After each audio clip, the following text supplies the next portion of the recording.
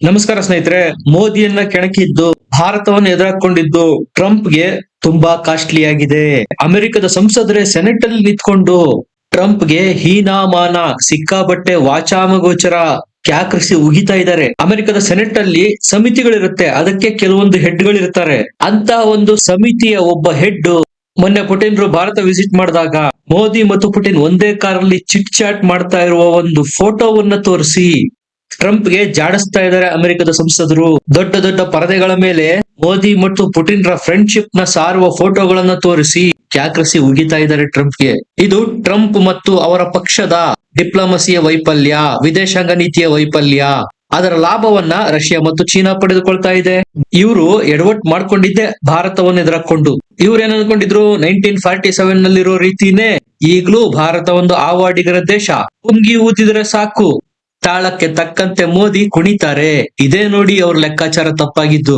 ಸಂಪೂರ್ಣ black mail ಮಾಡೋದಕ್ಕೆ ಪ್ರಯತ್ನ ಪಟ್ಟಿದ್ದು ಈ ಟ್ರಂಪ್ ಭಾರತವನ್ನ. ಈಗ ಅಮೆರಿಕನ್ನೇ ಕ್ಯಾಕರಿಸಿ ಹೋಗಿತಾ ಇದ್ದಾರೆ. ಇದೇನ್ ಮಾಡಿದ್ರಿ ನೀವು? ದಶಕಗಳ ಪ್ರಯತ್ನದ ನಂತರ ಒಂದು ಹಂತಕ್ಕೆ ಒಳ್ಳೆ ಟ್ರ್ಯಾಕ್ ಗೆ ಬಂದಿತ್ತು ಭಾರತ ಮತ್ತು ಅಮೆರಿಕದ ಸಂಬಂಧ. ಈ ಡೊನಾಲ್ಡ್ ಟ್ರಂಪ್ ಅನ್ನು ವ್ಯಕ್ತಿ ಅಧಿಕಾರಕ್ಕೆ ಬಂದು ಎಲ್ಲವನ್ನು ಹಳ್ಳ ಹಿಡಿಸಿದ್ರು. ಇಷ್ಟು ದಿವಸ ಅಮೆರಿಕ ಮತ್ತು ಭಾರತ ಮಾಡಿದ ಪ್ರಯತ್ನಗಳೆಲ್ಲ ಈ ಟ್ರಂಪ್ ಅಧಿಕಾರಕ್ಕೆ ಬಂದ ಮೇಲೆ ಒಳೆಯಲ್ಲಿ ಹುಣಸೆ ಹಣ್ಣು ಹಿಂಡಿದಂತಾಯ್ತು. ಇದನ್ನ ಬೇರೆ ಯಾರು ಹೇಳ್ತಾ ಇಲ್ಲ, ಅಮೆರಿಕನ್ನರು, ಅಮೆರಿಕದ ಸಂಸದರೇ ಹೇಳ್ತಾ ಇರೋದು. 6 ತಿಂಗಳಿಂದ ಟ್ರೇಡ್ ಡೀಲ್ ಅಂತ ಇದ್ದೀರಾ. ಮೋದಿಯನ್ನ ನಿಮ್ ಕೈಲಿ ಮಣಿಸೋದಾಯ್ತಾ? 1 ಇಂಚು ಆಚೆ ಈಚೆ ಅವರ ಚೌಕಾಸಿನಲ್ಲಿ ಹಿಂದೆ ಹೋಗ್ತಾ ಇಲ್ಲ. ಏನಾಗ್ತಾ ಇದೆ ಭಾರತ ಮತ್ತು ಅಮೆರಿಕದ ಸಂಬಂಧದಲ್ಲಿ ಅಂತ ಕ್ಲಾಸ್ ತೆಗೆದುಕೊಳ್ತಾ ಇದ್ದಾರೆ ಅಮೆರಿಕನ್ನರು. ಸ್ಪಷ್ಟವಾಗಿ ಅಮೆರಿಕನ್ನರು ಟ್ರಂಪ್ಗೆ ಹೇಳ್ತಾ ಇರೋದು, ಅಮೆರಿಕ ಭಾರತದ ಮುಂದೆ ಸರೆಂಡರ್ ಆಗಿದೆ. ಇನ್ನಾದ್ರೂ ಕಾಲ ಮಿಂಚುವ ಮೊದಲು ಅಮೆರಿಕ ಆದಷ್ಟು ಬೇಗ ಭಾರತದ ಸಂಬಂಧ ಸುಧಾರಿಸಬೇಕು, ಕಾಲ ಮಿಂಚೋದಕ್ಕೂ ಮುಂಚೆ ಅಂತ ಸಲಹೆಗಳನ್ನು ಕೊಡ್ತಾ ಇದ್ದಾರೆ. ಇನ್ನೊಂದ್ ಕಡೆ ಭಾರತದಲ್ಲಿ ವಿರೋಧ ಪಕ್ಷ ಮತ್ತು ರಾಹುಲ್ ಗಾಂಧಿ ಅವರು ಹೇಳ್ತಾರೆ ನರೇಂದರ್ ಸರೆಂಡರ್ ಅಂತ. ಸ್ಪಷ್ಟವಾಗಿ ಗೊತ್ತಾಗ್ತಾ ಇದೆ ಯಾರು ಯಾರಿಗೆ ಎಲ್ಲಿ ಹೇಗೆ ಸರೆಂಡರ್ ಆಗಿದ್ದಾರೆ ಅಂತ. ಮೋದಿ ಮತ್ತು ಪುಟಿನ್ ರ ಜೋಡಿಯ ಫೋಟೋ ತೋರಿಸಿ ಅಮೆರಿಕದ ಸೆನೆಟ್ ನಲ್ಲಿ ವಿಶ್ಲೇಷಣೆ ಮಾಡಲಾಗ್ತಾ ಇದೆ. ಈ ಒಂದು ಫೋಟೋ 1000 ಪದಗಳನ್ನು ಮೀರಿದಂತಹ ವಿವರಣೆ ಕೊಡುತ್ತೆ. ಟ್ರಂಪ್ ಬಂದ ಮೇಲೆ ಭಾರತ ಮತ್ತು ಅಮೆರಿಕದ ಸಂಬಂಧಕ್ಕೆ ಎಳ್ಳು ನೀರು ಬಿಟ್ರು. ನಮ್ಮ ಪಾಳೆಯದಲ್ಲಿದ್ದ ಭಾರತವನ್ನ ರಷ್ಯಾ ಪಾಳೆಯಕ್ಕೆ ಬಿಟ್ಟು ಬಂದ್ರಿ. ವಿರೋಧಿಗಳಿಗೆ ಇದರಿಂದ ಅನುಕೂಲ ಆಗ್ತಾ ಇದೆ. ನೀವು ಬಂದಾದ್ಮೇಲೆ ರಷ್ಯಾ ಮತ್ತು ಚೀನಾ ಬಲಾಢ್ಯ ಆಗ್ತಾ ಇದೆ ಭಾರತದ ಸಹಾಯದಿಂದ ಅಂತೆಲ್ಲ ಕ್ಲಾಸ್ ತೆಗೆದುಕೊಳ್ಳಲಾಗ್ತಾ ಇದೆ ಟ್ರಂಪ್ಗೆ. ಅಷ್ಟೇ ಅಲ್ಲ, ನೊಬೆಲ್ ಪೀಸ್ ಪ್ರೈಸ್ ಪಡೆಯುವ ಷಡ್ಯಂತ್ರವನ್ನು ಬಟಾ ಬಯಲುಗೊಳಿಸ್ಬಿಟ್ರು ಅಮೆರಿಕದ ಸಂಸದರೇ. ಅವಾರ್ಡ್ಗಳು ನಮ್ಮನ್ನ ಹುಡುಕಿಕೊಂಡು ಬರ್ಬೇಕು, ಆದ್ರೆ ಈ ಕೀಳು ಮಟ್ಟದ ವ್ಯಕ್ತಿ ಟ್ರಂಪ್ ನೊಬೆಲ್ ಪೀಸ್ ಪ್ರೈಸ್ ಗಾಗಿ ಇಲ್ಲದೆ ಇರತಕ್ಕಂತಹ ಕಟ್ಟು ಕತೆಗಳನ್ನ ಪ್ರಪಂಚದ ಮುಂದೆ ಕಟ್ಟಿ ಹೇಳಿದ್ರು. ಭಾರತ ಮತ್ತು ಪಾಕಿಸ್ತಾನದ ಯುದ್ಧ ನಿಲ್ಲೋದಕ್ಕೆ ನಾನೇ ಕಾರಣ, ನನ್ನಿಂದಲೇ ಎಲ್ಲ, ನಾನಿಲ್ದೆ ಏನೂ ಇಲ್ಲ, ನಮ್ಮ ಕೋಳಿ ಕೂಗಿದ್ರೇನೆ ಬೆಳಗಾಗೋದು ಅನ್ನುವ ಅಹಂಕಾರಿ ಮನೋಭಾವ ಟ್ರಂಪ್ ಇದ್ದಿದ್ದು. ಅಲ್ಲ, ಈ ವ್ಯಕ್ತಿಗೆ ಸ್ವಲ್ಪನಾದ್ರೂ ಮಾನ ಮರ್ಯಾದೆ ಬೇಡವಾ? ಭಾರತವನ್ನು ಯಾವುದೋ ಸಣ್ಣ ಪುಟ್ಟ ದೇಶ, ಶ್ರೀಲಂಕಾನೋ, ಸೂಡಾನೋ, ಬಾಂಗ್ಲಾದೇಶನೋ, ಪಾಕಿಸ್ತಾನನೋ ಅನ್ಕೊಂಡ್ಬಿಟ್ಟಿದ್ದಾರೆ. 150 ಕೋಟಿ ಜನ ಇರುವ ಪವರ್ಫುಲ್ ದೇಶ, ಪ್ರಪಂಚದಲ್ಲೇ ತೀವ್ರಗತಿಯ ಆರ್ಥಿಕ ಬೆಳವಣಿಗೆ ಹೊಂದುತ್ತಾ ಇರುವ ದೇಶ. ನೀನು ದೊಡ್ಡಣ್ಣ ಸೂಪರ್ ಪವರ್ ಆಗಿದ್ರೆ ನಿಮ್ಮ ಅಮೆರಿಕದಲ್ಲಾಯ್ತು. ಅಕ್ಷರ ಸಹ ಇದನ್ನ ಮಾಡಿ ತೋರಿಸ್ತಾ ಇದೆ ಭಾರತ. ಪರದೆಯ ಮುಂದೆ ಬಂದು ಯುದ್ಧ ಬೇಡ, ಪೀಸ್ ಪೀಸ್ ಅನ್ನೋದು, ಪರದೆಯ ಹಿಂದ್ಗಡೆ ಉಕ್ರೇನ್ಗೆ ಶಸ್ತ್ರಾಸ್ತ್ರಗಳನ್ನ ರಷ್ಯಾದ ವಿರುದ್ಧ ಸಪ್ಲೈ ಮಾಡೋದು. ಇಂತಹ ಶಿಖಂಡಿ ಅಮೆರಿಕ, ಅದರ ನಾಯಕ ಟ್ರಂಪ್ಗೆ ನೊಬೆಲ್ ಪೀಸ್ ಪ್ರೈಸ್ ಕೊಡ್ಬೇಕಂತೆ ನೋಡಿ. ನೆನಪಿರ್ಲಿ, ಅವರ ಸಂಸದರು ಈ ಮಾತುಗಳನ್ನು ಹೇಳ್ತಾ ಇರೋದು ಸೆನೆಟ್ ಅಲ್ಲಿ. ಅದೆಲ್ಲ ಇತಿಹಾಸದ ರೆಕಾರ್ಡ್ಗೆ ಹೋಗುತ್ತೆ, ಎಲ್ಲವೂ ಅಧಿಕೃತ. ಅದು ಮೋದಿ ಮತ್ತು ಪುಟಿನ್ ಫ್ರೆಂಡ್ಶಿಪ್ ಮೇಲೆ ಅಮೆರಿಕದ ಸಂಸದರು ಹೊಗಳಿಕೆಯ ಸುರಿಮಳೆ ಸುರಿಸ್ತಾ ಇದ್ದಾರೆ. ಇದು ಭಾರತದ ವಿದೇಶಾಂಗ ನೀತಿಗೆ ಸಂದ ಜಯ ಅಂತ ಇದ್ದಾರೆ, ಜೈ ಜೈಕಾರ ಆಗ್ತಾ ಇದ್ದಾರೆ ಭಾರತಕ್ಕೆ. ಇಲ್ಲಿ ವಿರೋಧ ಪಕ್ಷಗಳು ಹೇಳ್ತವೆ ನರೇಂದರ್ ಸರೆಂಡರ್ ಅಂತ.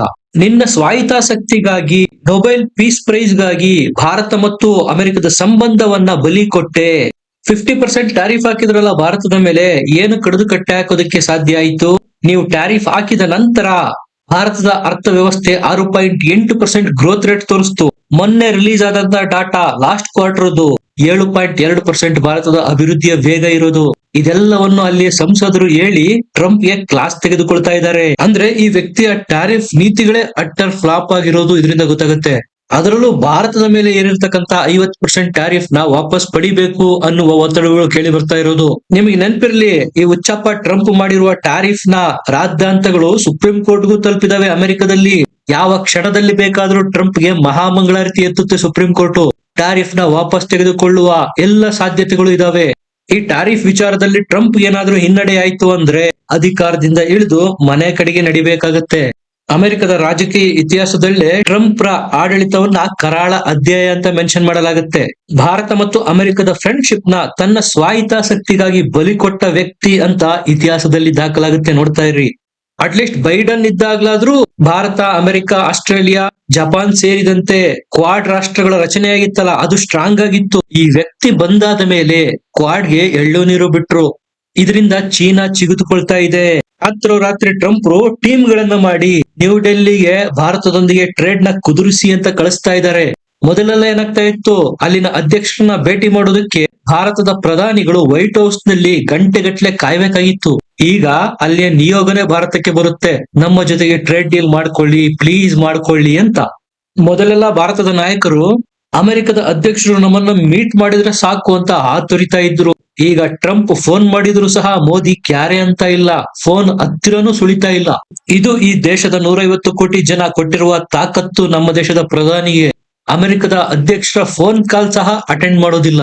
ಒಟ್ಟು 3 ಸುತ್ತಿನ ಮಾತುಕತೆ ಆಗ್ತಾ ಇದೆ. ಟ್ರೇಡ್ ಡೀಲ್ ಗೆ ಸಂಬಂಧಪಟ್ಟಂತೆ 2 ಸುತ್ತು ಆಲ್ರೆಡಿ ಆಗೋಗಿದೆ. ಫೈನಲ್ ಅಗ್ರಿಮೆಂಟ್ ಗೆ ಅಂಕಿತ ಬೀಳೋದೊಂದೇ ಬಾಕಿ. ಇನ್ನು ಕೆಲವೇ ವಾರಗಳಲ್ಲಿ ಇವರು ಹಾಕಿರ್ತಕ್ಕಂಥ 50% ಟ್ಯಾರಿಫ್ 0 ಆಗುತ್ತೆ. ಭಾರತಕ್ಕಂತೂ ಎರಡೂ ಕೈಯಲ್ಲಿ ಲಡ್ಡು. ಒಂದ್ ಕಡೆ ರಷ್ಯಾದಿಂದ ಚೀಪ್ ಆಯಿಲ್, ಇನ್ನೊಂದ್ ಕಡೆ ಅಮೆರಿಕದೊಂದಿಗೆ ಟ್ರೇಡ್. ಈಗ ಗೊತ್ತಾಗ್ತಾ ಇದೆ ಟ್ರಂಪ್ಗೆ ಭಾರತದ ಜೊತೆಗಿನ ಜಂಗಿ ಕುಸ್ತಿ ಎಲ್ಲಿಗೂ ತೆಗೆದುಕೊಂಡು ಹೋಗೋದಿಲ್ಲ. ಕಲ್ಲಿಗೆ ಅಣೆ ಚಚ್ಚಿಕೊಂಡಂತೆ. ನಮ್ಮ ಟ್ಯಾರಿಫ್ ನಿಂದ ಭಾರತದ ಅರ್ಥವ್ಯವಸ್ಥೆಗೆ ಎಳ್ಳು ಕಾಳಷ್ಟು ಎಫೆಕ್ಟ್ ಆಗ್ತಾ ಇಲ್ಲ ಅನ್ನೋದು ಟ್ರಂಪ್ಗೆ ಈಗ ಸ್ಪಷ್ಟವಾಗಿ ಅರಿವಾಗೋಗಿದೆ. ಅಮೆರಿಕದ ನಿಯೋಗ ಏನ್ ಹೇಳ್ತಾ ಇದೆ ಗೊತ್ತಾ? ಟ್ರೇಡ್ ಡೀಲ್ ಗೆ ಸಂಬಂಧಪಟ್ಟಂತೆ India is a tough nut to crack. Bharat ತನ್ನ ನಿಲುವಿಗೆ ಬದ್ಧವಾಗಿದೆ, ಚೌಕಾಸಿಯಲ್ಲಿ ಭಾರತವನ್ನು ಮಣಿಸೋದಕ್ಕೆ ನಮ್ ಕೈಲಿ ಆಗ್ತಾ ಇಲ್ಲ ಅಂತ ಅಮೆರಿಕದ ನಿಯೋಗ ಹೇಳ್ತಾ ಇರೋದು. ಭಾರತದ ಕಂಡೀಷನ್ಸ್ ಗೆ ಒಪ್ಪಲೇಬೇಕು, ಇಲ್ಲದೆ ಹೋದ್ರೆ ಮತ್ತಷ್ಟು ಡ್ಯಾಮೇಜ್ ಗ್ಯಾರಂಟಿ ಅಂತ ಸಲಹೆಗಳು ಬರ್ತಾ ಇರೋದು. ಭಾರತ ತನ್ನ ವಿದೇಶಾಂಗ ನೀತಿನಲ್ಲಿ ಕ್ರಿಸ್ಟಲ್ ಕ್ಲಿಯರ್ ಇದೆ. ನಿಮ್ಮ ಮಾಂಸಕ್ಕೆ ನಮ್ಮ ಮಾರುಕಟ್ಟೆ ಬಂದ್, ನಿಮ್ಮ ಕೃಷಿ ಉತ್ಪನ್ನಕ್ಕೆ ನಮ್ಮ ಮಾರುಕಟ್ಟೆ ಆಕ್ಸಿಸ್ ಇಲ್ಲ, ನಿಮ್ಮ ಡೈರಿಗೆ ನಮ್ಮ ಮಾರುಕಟ್ಟೆ ಎಂಟ್ರಿ ಇಲ್ಲ. ಇದನ್ನು ಒಪ್ಪಿ ಒಪ್ಪಂದಕ್ಕೆ ಬರೋದಾದ್ರೆ ಬನ್ನಿ, ಇಲ್ಲದೆ ಹೋದ್ರೆ ನೀವ್ಯಾರೋ ನಾವ್ಯಾರೋ. As simple as it is. Trump ಏನ್ ಅನ್ಕೊಂಡ್ಬಿಟ್ಟಿದ್ದ, ನಾನು ಒಂದು ಸ್ಟೇಟ್ಮೆಂಟ್ ಕೊಟ್ರು ಸಾಕು, ನಾನೊಂದು ಬುರ್ಡೆ ಸ್ಟೇಟ್ಮೆಂಟ್ ಕೊಟ್ರೆ ಸಾಕು, ಭಾರತದ ಅರ್ಥವ್ಯವಸ್ಥೆ ಡೆಡ್ ಆಗಿದೆ, ಷೇರು ಮಾರುಕಟ್ಟೆನಲ್ಲಿ ಅಲ್ಲೋಲ ಕಲ್ಲೋಲ ಆಗ್ಬಿಡುತ್ತೆ ಅನ್ಕೊಂಡಿದ್ರು ಟ್ರಂಪ್. ಆದ್ರೆ ಆಗಿದ್ದೆಲ್ಲ ಉಲ್ಟಾ. ಟ್ರಂಪ್ ಅನ್ನು ಹುಚ್ಚುಮುಂಡೆದು ಭಾರತದಲ್ಲಿ ಭೂಕಂಪ ಸೃಷ್ಟಿ ಮಾಡ್ತೇನೆ, ಸುನಾಮಿ ಸೃಷ್ಟಿ ಮಾಡ್ತೇನೆ ಅಂತ ಬಂತು. ಆತ ಟೀ ಕುಡಿಯೋ ಕಪ್ಪಲ್ಲಿ ಒಂದು ಸಣ್ಣ ಸುಳಿಯನ್ನು ಸೃಷ್ಟಿ ಮಾಡೋದಕ್ಕಾಗ್ಲಿಲ್ಲ ನೋಡಿ. ಇಂತಹ ಮೂಡ್ರು ಭಾರತವನ್ನು ಎದುರಿಸ್ತಾರಂತೆ. ಹೇಗಿದೆ ನೋಡಿ ಅವರ ಡಿಮ್ಯಾಂಡ್ಗಳು. ನಮ್ಮ ರೈತರ ಅನ್ನ ಕಸಿದು ಅವರ ರೈತರನ್ನು ಉದ್ಧಾರ ಮಾಡ್ಬೇಕಂತೆ. ನಮ್ಮ ಮೀನುಗಾರರ ಕೆಲಸ ಕಸಿದು ಅವರ ಮಾರುಕಟ್ಟೆಗೆ ನಮ್ಮ ಆಕ್ಸಿಸ್ ಕೊಡ್ಬೇಕಂತೆ. ಇದ್ಯಾವುದು ಆಗಿ ಹೋಗೋ ಮಾತಲ್ಲ. ಪ್ರಪಂಚ ಬಗ್ಸೋರಿದ್ರೆ ಬಗ್ಗುತ್ತೆ. ಅಮೆರಿಕದಿಂದ ಭಾರತಕ್ಕೆ ಬಂದಿರತಕ್ಕಂತ ಟ್ರೇಡ್ ನೆಗೋಷಿಯೇಟರ್ ಜೇಮಿಸನ್ ಗ್ರೀನ್ ಭಾರತವನ್ನ ಟಫ್ ನೆಗೋಷಿಯೇಟರ್ ಅಂತ ಇದ್ದಾರೆ. ಇದುವರೆಗಿನ ಬೆಸ್ಟ್ ಡೀಲ್ ಅನ್ನ ಭಾರತ ನಮ್ಮ ಮುಂದೆ ಇಟ್ಟಿರೋದು, ಇದಕ್ಕೆ ನಾವು ಒಪ್ಲೇಬೇಕು ಅಂತ ಹೇಳಿರೋದು.